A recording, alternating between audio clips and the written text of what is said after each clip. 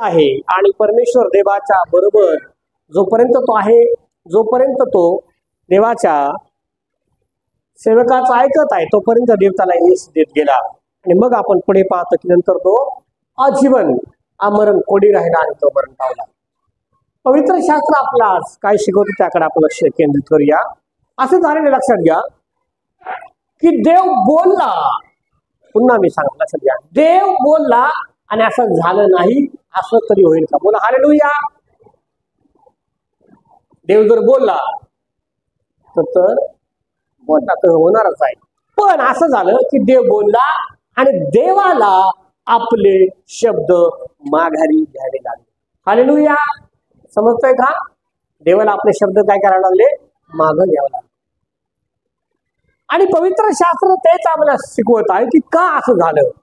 देवाला त्या माणसानं शब्द माघारी घेण्यासाठी कारणीभूत ठरवलं. त्याची धार्मिकता, त्याचं सात्विकपण, त्याचं वागणं हे कारणीभूत ठरलं. आणि पवित्र शास्त्र सांगतं की असा एक मनुष्य पवित्र शास्त्रामध्ये आहे, असा एक राजा पवित्र शास्त्रामध्ये, दुसरे राजे आणि त्याचा अध्याय 20, त्या 20 अध्यायामध्ये आपण वाचतो असं म्हणलंय की त्या समयी हिजकिया राजा आजारी पडून मरावास टेकला. आणि मरायला लागल्याच्या नंतर मनुष्य कुठे धाव घेतो? दवाखान्यामध्ये धाव घेतो, वाचण्याचा प्रयत्न करतो. तेव्हा असं म्हटलंय, आमोजाचा पुत्र यशया संदेशा त्याचकडे येऊन त्याला म्हणाला, आपल्या घराची निर्वाणीवर कर, कारण तू आता मरणार आहेस. लक्षात घ्या काय म्हटलंय? कारण तू आता मरणार आहेस. तेव्हा त्या राजाने आपले तोंड भिंतीकडे फिरवून परमेश्वराची प्रार्थना केली. बोलो हालेलुया. परमेश्वराची प्रार्थना केली. आणि तो प्रार्थनेमध्ये काय म्हणत आहे लक्षात घ्या. त्याने प्रार्थना केली, तो म्हणाला, हे परमेश्वरा, हे देवा, हे प्रभू, मी तुझ्या समोर सत्यतेने व सात्विक मनाने वागलो आहे, याचे तू स्मरण कर, याची तू आठवण कर. तुझ्या दृष्टीनं जे योग्य आहे तेच मी करीत आलो आहे. आणि असं म्हणून असं म्हटलंय, मनस्वी रडला. हिजकिया राजा मनस्वी रडला. तेव्हा नगराच्या चौकात हा यशया संदेशा जातो.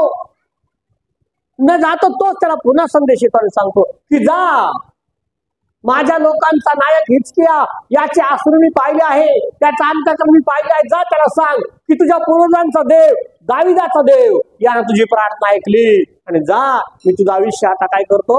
15 वर्षानं वाढवितो. एवढंच नव्हे तर आशुराच्या राजापासून तुला मी सुटका पण देतो आणि मी तुझ्या बरोबर आहे. जा, तिसऱ्या दिवशी तू पुन्हा देवाच्या मंदिरी जाशील. पवित्र शास्त्र सांगतं, देव अगोदर म्हणाला की जा त्या राजाला जाऊन सांग तू मरणार. आणि पुन्हा देव सांगतो की आता तू मरणार नाहीस, उलट मी तुझं आयुष्य काय केलं? वाढवलं. बोला हालेलुया. समजतंय का? बोला मोठ्याने हालेलुया. उलट पक्षी देव असं म्हणतो, मी तुझं आयुष्य वाढवतो, त्याला एकच कारण आहे आणि ते म्हणजे फक्त आणि फक्त प्रार्थना. त्या राजानं कोणाकडे जाऊन मदत मागितली नाही. त्या राजानं नातेवाईकांकडे गेला नाही. हा राजा पैशाच्या मागे लागला नाही. हा राजा आपलं राज्य ठीक करण्याच्या मागे लागला नाही. त्याला सांगण्यात येतं, तुझ्या घराची निर्माणीवर कर, घराची काळजी घे. त्यानं घराची काळजी केली नाही. तो फक्त काय करत आहे? प्रार्थना. त्यानं आपलं तोंड भिंतीकडे केलं. म्हणजे जगाकडे पाठ केली, घराकडे पाठ केली, राज्याकडे पाठ केली, सुखसोयींकडे पाठ केली, आपलं तोंड भिंतीकडे केलं आणि परमेश्वराची आराधना केली, परमेश्वराची प्रार्थना केली. आणि तो परमेश्वराला म्हणतो, हे देवा, हे परमेश्वरा, मी तुझ्या समोर पहिली महत्वाची गोष्ट काय म्हणतो तो? मी तुझ्या समोर कसा सत्यतेने वागत आहे हे पहा, कसा सरळ मनाने चालत आहे. आणि तुझ्या दृष्टीनं, देवाच्या दृष्टीनं जे योग्य तेच मी करत आहे. प्रियजन हो, तुम्हाला आणि मला प्रार्थना करायची आहे. प्रार्थना मरण बदलवणारी आहे. प्रार्थना निर्णय बदलवणारी आहे. प्रार्थना आरोग्य देणारी आहे. प्रार्थना उत्तर देणारी आहे. प्रार्थना सामर्थ्य आहे. प्रार्थना येशूच्या रक्तामध्ये आमचं सामर्थ्य आहे. आज मंडळी या नात्यानं, चर्च या नात्यानं आम्हाला गुडघ्यावर यायचं. ऐका, गुडघ्यावर या, ऐका, देवाच्या जवळ या, प्रार्थना करा, परमेश्वराला तुमचं गाऱ्हाणं घेऊन जा आणि सांगा, देवा मी तुझ्या समोर आलो आहे, माझी प्रार्थना ऐक. स्तोत्र 42:1 मध्ये म्हटलंय की माझी प्रार्थना तुझ्या समोर देवा धुपाप्रमाणे सादर हो. काय म्हटलंय? हे परमेश्वरा, मी तुझा धावा करीतो, माझ्याकडे सत्वर ये. मी तुझा धावा करीतो तेव्हा माझ्याकडे कान लाव. माझी प्रार्थना तुझ्या समोर धुपाप्रमाणे आणि माझा हात उभारणं तुझ्या समोर संध्याकाळच्या अर्पणाप्रमाणे सादर हो. हा स्तोत्र करता प्रार्थना करत आहे. जेव्हा संकटात आहात तेव्हा परमेश्वराला आरोळी मारा आणि प्रार्थना करा. प्रार्थनाच एक गोष्ट अशी आहे की ती आमच्या सगळ्या समस्यांचं उत्तर आहे. आम्ही सगळं करतो, गाणे, भजनं, खाणं पिणं, कपडा लत्ता, सगळ्या सुखसोयी सगळे सण करतो, पण प्रार्थनेला बसत नाही. जेव्हा जेव्हा प्रार्थनेचा कंटाळा येतो तेव्हा तेव्हा सैतानाचा वास होतो आणि आम्ही देवापासून दूर जातो. स्तोत्र 42:1 मध्ये सुद्धा हा स्तोत्र करता लिहितो. दावीद राजा म्हणतो, मी आपल्या वाणीने परमेश्वराला आरोळी मारितो, आपल्या वाणीने परमेश्वराची विनवणी करीतो. देवा तू माझी विनवणी, माझं गाऱ्हाण ऐक, माझी प्रार्थना ऐक. 43:1 मध्ये सुद्धा तो म्हणतो, हे परमेश्वरा माझी प्रार्थना ऐक, माझ्या वाणीकडे कान दे, तू आपल्या सत्यतेने न्यायत्वाने माझा ऐक. प्रियजन हो, मला एकच गोष्ट तुम्हाला सांगायची आहे की देवानं सांगितलं तू मरणार आहेस, त्यात काय प्रश्न नाही. फक्त साधं डॉक्टरने सांगू द्या रिपोर्ट मध्ये, आम्ही घाबरून जातो. काय करायचं? गडबडतो लगेच, अरे बापरे रिपोर्ट येते, डेंजर आले, गोंधळून जातो. इथं परमेश्वरानं सांगितलंय, त्यानं मरणाची चिंता नाही केली, मरायचं तर आहे, पण तो देवाच्या समोर जाऊन काय म्हणतो, देवा मी तुझ्या समोर कसा सत्यतेने वागलो, याचं स्मरण कर. जर माझी गरज आहे, प्रयोजन हो, त्याचं आयुष्य वाढवलं जातं. पवित्र शास्त्र सांगतो, आमची प्रार्थना आम्हाला वाचवणारी आहे, आमची प्रार्थना आम्हाला परमेश्वराच्या जवळ घेऊन जाणारी आहे, आमची प्रार्थना आम्हाला देवाच्या अधिक आणि अधिक जवळ नेणारी आहे. निरंतर प्रार्थना करा. प्रार्थना नाही तर मग काय आहे? बोला, काय आहे? प्रार्थना तर पाप आहे. जिथे पाप वास करतं तिथे देव वास करत नाही, तो हळूहळू काय होतो? निघून जातो. मग बायबल सांगतो, पापाचं वेतन मरण आहे. पापाचं वेतन काय आहे? मरण आहे. पण प्रभू येशू ख्रिस्तामध्ये आम्हाला सार्वकालिक जीवनाचा हक्क आणि अधिकार देवाने दिला आहे, आणि म्हणून आम्हाला देवाची आराधना करायची आहे, देवाचा स्वीकार करायचा आहे. प्रार्थना ही पापांची क्षमा आहे, आणि मग कृपा नाही तर दया नाही, शांती नाही, आनंद नाही, आणि प्रार्थना नाही. देव आपला शब्द मागून घेतो. देव त्याला संदेशाला सांगतो, जा त्या नगरामध्ये माझ्या लोकांचा नायक येशय्या त्याच्याकडे जा, त्याला जाऊन सांगा, आता तो आजारी आहे, त्याला गळवा आलेला आहे. प्रियांनो, तुम्ही असं म्हणा की त्याला काय आजार झालाय? त्याला गळवा आले आणि तो मरणार आहे, अगदी थकून गेलाय, त्याच्या शरीरात काही प्राण राहिला नाही, आजारी पडलेला पेशंट आहे. आणि जे एखाद्या पेशंटला तुम्ही दवाखान्यात जाऊन जर म्हणालात की अहो आता मागच्या आठवड्यापेक्षा तुम्ही फार बरे झालात, बरे दिसतात, तो उठून तुमच्याशी बोलू लागतो, खातो. पण तुम्ही त्याला जर म्हणलं नाही, मी आलतो ना मागच्या आठवडी तेव्हा फार बरी होती, आता फार गळाला, तो थकला. डॉक्टर काय म्हणले? त्याला हात लावते, अजून थकून जातो. त्याची मरण्याची इच्छा नसताना आपण काय करतो? त्याला तयार करतो. आमचे शब्द प्रोत्साहन देणार. हा राजा आजारी पडलाय, त्याला गळू आले,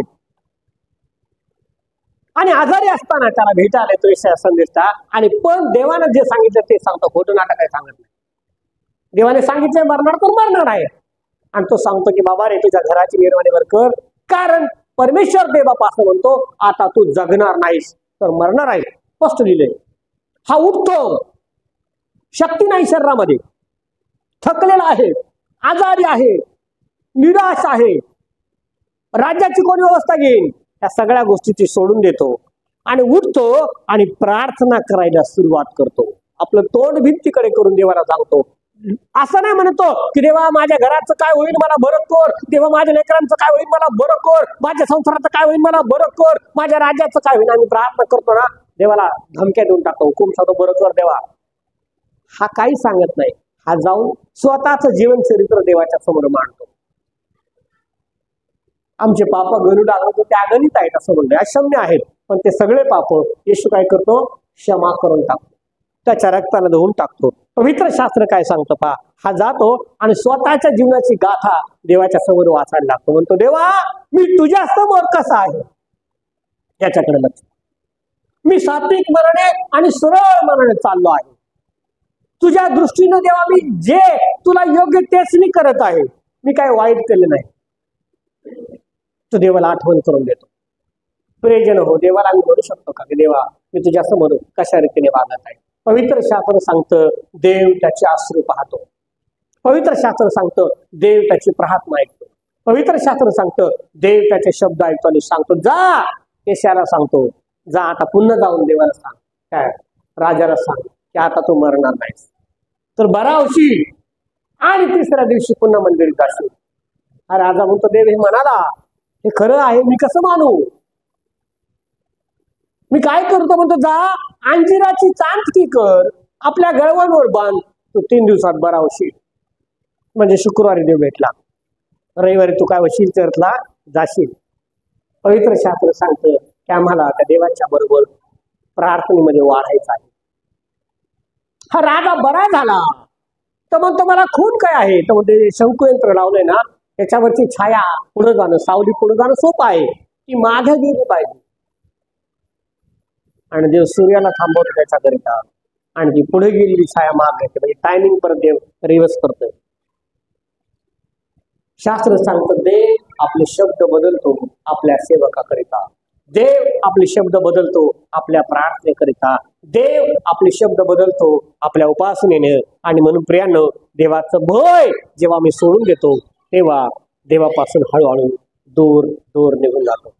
शैतान येतो आणि आम्हाला भरवतो आणि देवापासून आपण दूर जातो. देवाची आज्ञा नाही, देवाची ओळख नाही, मग प्रार्थना नाही, आणि मग आम्ही निराशेमध्ये वाढत जातो आणि मग निर्णय घेतो. मग लोक म्हणतात कुठे देव आहे का, दाखव मला देव आहे का, असता तर असं झालं असतं का. मग ताप येतो ना, आणि मग देव आठवतो. शास्त्र सांगतं देव आहे की नाही हे अंतःकरणाला विचारायचं. प्रभू असं म्हणला की त्याला कोणी कधी डोळ्यानं पाहिलं नाही, ज्यानं मला पाहिलं त्यानं पित्याला पाहिलं. प्रभू येशू ख्रिस्त या जगामध्ये या भूतलावर आला, तो मानव म्हणून राहिला, 33.5 वर्ष तो जगात राहिला, 3.5 वर्ष त्याने सेवा केली. त्याचं घर आहे, त्याचे आई वडील होते, त्याचे भाऊ बहीण होते, त्याचे नातेवाईक होते, त्याचं घर आहे आणि आता त्याची कबर रिकामी आहे. बोला हालेलुया. आणि संपूर्ण जग त्याला साक्ष आहे, पवित्र शास्त्र त्याला साक्ष आहे. आणि मग लक्षात घ्या की ही गोष्ट कधीही आमच्या मनात येऊ नये की देव आहे का. पवित्र शास्त्र सांगतं तो आजही विश्वासणाऱ्यांची प्रार्थना ऐकतो. बोलो हालेलुया. बोले मला हालेलुया. आजही तो तुमचे शब्द ऐकतो जेव्हा तुम्ही त्या देवाकडे जाऊन त्याला काकुलतेने नम्र होऊन सांगता, त्याला मागता की देवा बरं कर, तो बरं कर. देव आमची काळजी घे. जे प्रार्थना करत नाही, शास्त्र सांगतं शैतान त्यांचं मन कठीण करतो. आणि म्हणून आम्ही प्रार्थना करायला शिकलं पाहिजे. सुरुवातीला तुम्हाला इतकी येणार नाही, पण सुरुवात केली पाहिजे. देवाचे लोक नेहमी आनंदित असावेत असं देवाला वाटतं.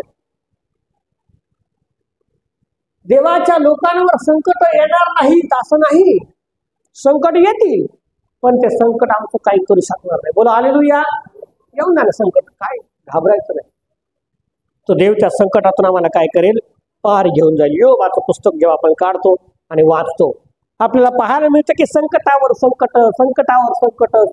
संकट त्याच्यावर येत गेले, पण शेवटच्या क्षणापर्यंत देवाला दोष नाही दिला, प्रार्थना करताय. आणि बायबल सांगतं की देवाने त्याला मोठं आणि उंच केलं. नीतिसूत्रामध्ये सुद्धा म्हटलंय की जेव्हा मी प्रार्थना करतो तेव्हा देव मला बरं करतो. लोक देवापासून दूर जात आहेत. आज मंडळांमध्ये फक्त रूढी आणि परंपरा शिल्लक राहिलेला आहे. प्रार्थना बंद होत चालली आहे. पवित्र शास्त्र सांगतं जेव्हा जेव्हा मी एकत्र येऊ तेव्हा तेव्हा मी प्रार्थना केली पाहिजे. निमित्त काही असू द्या, उपकार स्तुती हर वर्षी आमच्या घरी झाली पाहिजे.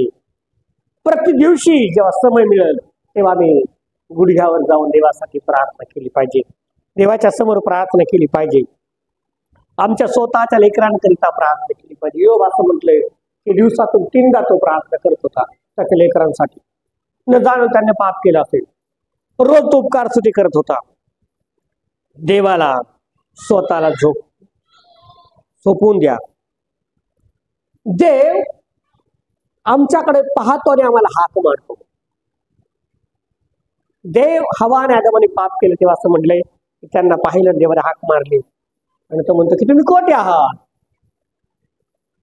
पवित्र शास्त्र सांगतं की आजही तो देव तुम्हाला मला हाक मारतो. आम्हाला प्रार्थनेमध्ये वाढत आणि वाढत जायचं आहे. देव आम्हाला कधीच सोडून देत नाही, लक्षात ठेवा. पण जेव्हा आम्ही वारंवार चुका करतो, वारंवार देवापासून दूर जातो, वारंवार प्रार्थनेपासून दूर जातो, वारंवार लपतो, तेव्हा मग देव आम्हाला सोडून देतो.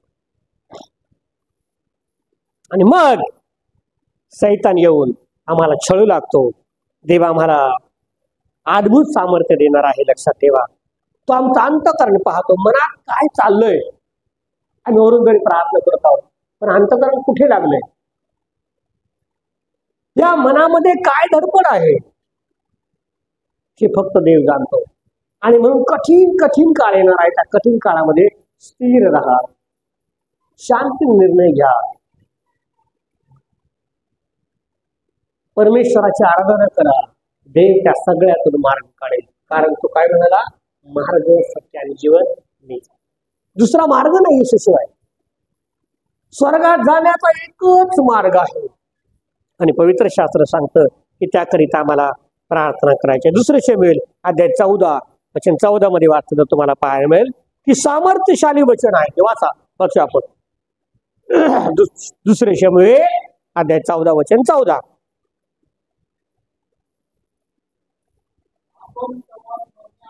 हा हा पहा काय म्हटलं की आम्ही जे सगळे भूतलावर आहोत आम्ही घाबरून जातो. सगळ्यात जास्त जर मनुष्य घाबरत असेल तर तो कशाला घाबरतो, मरणाला. आता मरतो काय ना मी, काही जर थोडस खाल्लं ना, अहो मी ते खाल्लं आता कसं तरी होते. अरे काय होणार ना, देव आहे ना, थोडं विश्वास करा, खंबीर राहा. बीपी वाढला, थोडा घाम आला तर मारू बाप, आता कसं आला बाबू, मरतो रे मी. अरे नाही मारणार तुम्ही, धडपड होतो. याला फोन कर, त्याला फोन कर. डॉक्टर सांगतात काय होणार नाही, घरी जा, आराम करा, बरे होईल. अरे सर्दी झाली तर ती 2 दिवस जात नाही. जाते का, नाही जात. किती औषधं खा, किती झेंडूबाम लावा, उशाला झेंडूबाम खा, जाईल का ती जाणार 2 दिवसांनी, लगेच जाणार नाही. काही त्रास होत आहे ना तर घाबरून जाऊ नका. तो त्रास काय करणार नाही. उपाय आहेत, इलाज आहेत, सगळं आहे. आज कालावधी सगळं आहे. परमेश्वराने अद्भुत दिले. देवावर विसंबून राहा. काय म्हटलंय यामध्ये, सामर्थ्यशाली वचन आहे, पॉवरफुल. काय म्हटलंय, मनुष्याचं जीवन भूमीवर सांडलेल्या पाण्याप्रमाणे. एकदा पाणी ओतून दिलं, जा घरी आणि 1 हांडाभर पाणी ओतून द्या शेतात आणि भरा. परत येईन का भरता, कशानंच भरता येणार नाही. तसं एकदा का मनुष्याचा प्राण गेला पुन्हा तो कशानं आणता येत नाही, लक्षात घ्या. म्हणून प्रभू काय म्हणाला, सगळ्यात अनमोल काय आहे तर तुमचं काय आहे, जीवन आहे. आणि म्हणून या जीवाला जपा, जीवाची काळजी घ्या. म्हणून मी तुम्हाला नेहमी सांगत आहे, परमेश्वर काय म्हणाला, 6 दिवस त्यानं काम केलं. सोमवार, मंगळवार, बुधवार, गुरुवार, शुक्रवार, शनिवार 6 दिवस काम केलं. आणि 7व्या दिवशी काय केली, विश्रांती घेतली. आपण 7 दिवस का आम्हाला पळतो, एक पण दिवस विश्रांती घेत नाही. आणि मग एकखटी आजारी पडतो आणि 2-4 महिने उठत नाही. काय फायदा झाला. प्रभू काय म्हणाला, अहो कस्ती आणि भाराक्रम हो तुम्ही मजकडे या, म्हणजे मी तुम्हाला विसावा देईल. 1 दिवस परमेश्वरासाठी द्यायचा आहे. मी त्या दिवशी फक्त प्रार्थना करेल, देवाची स्तुती करेल, भक्ती करेल, आराधना करेल, आराम करेल. परमेश्वराने विश्रांती कितीतरी गरज आहे या शरीराला, सगळ्या बाबतीत आहे. जगातल्या लोकांकडे पहा, त्या आठवड्यातून 1 उपवास ठेवतात. म्हणतात की काय करू, आठवडाभर सगळं झाले, आज उपवास आहे. आणि कधीच उपवास ठेवत नाही, सारखी मशीन चालवत. मग गडबड होते, मग आजारांना कारणीभूत होते. एक दिवस विश्रांती, हर एक गोष्टला कंपनी सुद्धा एक दिवस बंद ठेवतात, बँक सुद्धा बंद ठेवतात, असे का नाही? गव्हर्नमेंट सर्व बंद ठेवते, पण आम्ही नाही ऐकत, आम्ही त्यांच्या पुढचे. आणि मग त्रास झाला का देवाकडे बोंब मारतो, देवा शास्त्र सांगतो तू नियमांचं काय करतो, उल्लंघन करत आहे. हे रात्री वाचत असताना मला हे सामर्थ्यशाली वचन देव असं म्हणतो, मनुष्यात जीवन सांडलेल्या पाण्यासारखं आहे, भूमीवर ओतून दिलं का पाणी संपलं. बायबल सांगतं हे जीवन अनमोल आहे, या जीवनाकरिता प्रार्थना करा. देवाला म्हणा, देवा माझ्या जीवनाचा उपयोग तुझ्या कार्याकरिता होऊ दे, माझं जीवन तुझ्या हातातील पवित्र पात्र होऊ दे. तुम्ही देवाचं व्हा, देव सगळं काय देणार आहे. मग मी अनेक वेळा ते वचन लोकांना सांगितलं, पुन्हा सांगतो, देव काय म्हणतो, मीच आपल्या प्रियजनास लागेल ते कधी पुरवेल, झोपेते पुरवेल. अन्नासाठी का धडपड करता, अन्नापेक्षा पोट अधिक आहे की नाही. वस्त्रासाठी का धडपड करता, वस्त्रापेक्षा शरीर अधिक आहे की नाही. त्या परमेश्वराला धन्यवाद द्या, सगळं ठीक होईल, सगळं चांगलं होईल. फक्त विश्वास ठेवाने प्रार्थना करा. प्रश्न असा पडतो, देवा कधी होईल. आम्हाला फार घाई असते असं मराठीत म्हणे, होऊच तोवर बोला दम आहे, पण निऊच तोवर चहा गरमच घेऊन प्यायला लागला तर सगळं जळून जाते. तर थांबा, जरा फुकू दे, थांबा, प्रार्थना करा, वेळ द्या, समय द्या ना. प्रार्थना केली ना, देवा हे दे, ईश्वरात मागतो, आमेन, लगेच भेटलं का, अरे जरा थांब. त्या दुकानवाल्याला जरी सांगितलं दे, तर त्याला वेळ लागते पुढी बांधायला, तुम्ही त्याच्यापेक्षा फास्ट आहात, लगेच पाहिजे म्हणता, कसं मिळेल. देव परीक्षा घेतो, देण्याच्या आधी देव म्हणतो, हा ते सांभाळू शकतो का, मागितलं पण सांभाळशील का. आमच्या शक्तीपलीकडे तो परीक्षा पाहत नाही आणि गरजेपेक्षा अधिकही तो देणार नाही. तो म्हणतो, ख्रिस्त येशूच्या ठायी सगळं काही मी गौरवाने पुरवतो. आमचं जीवन अनमोल आहे, लक्षात घ्या. देव पक्षपाती नाही, तो कधीच पक्षपात करत नाही. त्या वधस्तंभावरती त्याने आमच्याकरिता रक्त सांडलं आणि मग वचनात म्हणलंय, त्याला लागलेल्या हर एक फटक्यानं आम्हाला आरोग्य प्राप्त होतं. बोला हालेलुया. आरोग्य प्राप्त होतं. आरोग्य त्या देवाकडे आहे, क्षमा त्या देवाकडे आहे, शांती त्या प्रभूकडे आहे, आनंद त्या प्रभूकडे आहे. आम्ही किती दिवस आपण प्रार्थना केली हे फार महत्वाचं आहे. आपण एक रविवार धार्मिक होतो, दुसरा रविवार लगेच निवडून जातो. म्हणून मी मागे म्हणतो, कधी इकडं कधी तिकडं. आमचं मन असं होतं, सायकार म्हणतो झोप. एक तर दिवस आहे, भक्ती करू देत नाही कोण, प्रार्थना करू देत नाही. शास्त्र सांगतं की आम्हाला सैतानावर विजय मिळवायचा आहे, स्वतःला देवाकरिता तयार करायचं, उठायचं आहे आणि प्रार्थना करायची आहे. कितीतरी दिवस आपण प्रार्थना केली नसेल, केली का की लेकरांसाठी प्रार्थना, पतीसाठी प्रार्थना, पत्नीसाठी प्रार्थना, स्वतःसाठी प्रार्थना, घरासाठी प्रार्थना. प्रश्न निर्माण पडतो, काय प्रार्थना करत ते समजत नाही. कामात त्याच्या सगळा वेळ निघून जातो आणि मग संध्याकाळ थोडीशी प्रार्थना करतो, म्हणतो बापा दिवसभर सांभाळ, रात्रभर सांभाळ, आमेन, झाली प्रार्थना. आणि मग देवाकडून देवा मला आशीर्वाद दे. प्रार्थना किती केलीस, किती समय प्रार्थने तुला, किती काळ देवाच्या जवळ बसलो, किती काळ देवाचं ऐकून घेतलं. वाचूया आपण इर्मियाचं पुस्तक, आता 29 वचन 4.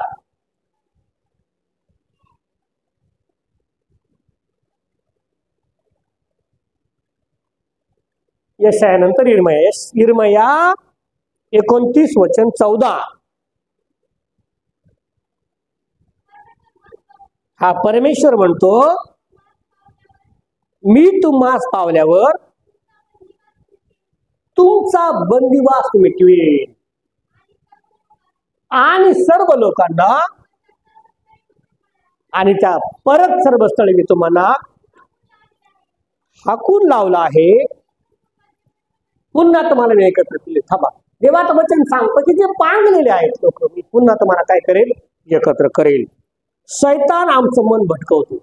प्रार्थनेला बसलो ना, कोणीतरी दारात येतं आणि जाऊ भाजी द्या ना, आपण एक तास त्याच्या संग बोलत बसतो. पण त्याला सांगत नाही की या बसा आम्ही प्रार्थना करतो नंतर या. आपण प्रार्थना बंद करतो लगेच आणि त्या कामामध्ये लक्ष लावतो. जाऊ दे ना, पाहुणे आले, फोन आला ना, आपण फोन लगेच घेणार, काम आहे हा, काय झालं, काहीच काम नसतं त्याला. नाही, असा सहज केला म्हणतात. शैतानाचं काम आहे त्यावेळेस लक्ष भटकावं. शैतान आम्हाला भटकवतो, पण आम्हाला स्थिर उभं राहायचं आहे. मोशेची प्रार्थना पहा, 40 दिवस आणि 40 रात्र तो देवाच्या सानिध्यात गेला. लोक म्हणत आहेत की अरे तो मोशे होता, तो कुठे गेला आम्हाला घेऊन पुढे चालणारा, अरण्यामध्ये इथे आम्हाला मरायला सोडलंस का. आहारोनाला लोक बोलू लागले, ओरडू लागले. मग तो वैतागला आणि त्यानं काय केलं, सोन्याचं वास्त्र बनवलं. मोशे निघून गेला परमेश्वराच्या सानिध्यात. तर बसून देवाचं ऐकत आहे. देवानं स्वतः त्याच्या हातानं 10 पाट्या लिहून दिल्या, 10 आज्ञा लिहून दिल्या. 40 दिवसांनी जेव्हा मोशे आला ना, मोशेचं तेज लोक पाहू शकले नाही. त्या म्हणले मोशे तुझं तोंड झाकून घे, आम्ही तुझं तोंड पाहू शकत नाही. तुम्ही देवाच्या सहवासात जेव्हा राहाल ना, प्रकाशित व्हाल, सगळे त्रास येशूच्या नावावर निघून जातील, सगळ्या समस्या निघून जातील. एलियानं प्रार्थना केली आणि आम्हाला पाहायला मिळते की परमेश्वरानं त्याचं उत्तर दिलं. दाविदानं प्रार्थना केली, त्याचं उत्तर दिलं. हिजकिया राजानं प्रार्थना केली आणि त्याचं आयुष्य वाढलं. आमचे संकट, आमच्या समस्या, आमचे प्रॉब्लेम छोटेसे आहेत, ते सुटणार नाहीत का? सुटणार आहेत. फक्त तुम्हाला काय करायचं आहे? प्रार्थना. लक्षात घ्या, प्रार्थना करायची आहे. देवाला म्हणा, देवा मी धन्यवाद करतो. प्रार्थना करायची आहे. आपण सर्वजण यावेळेला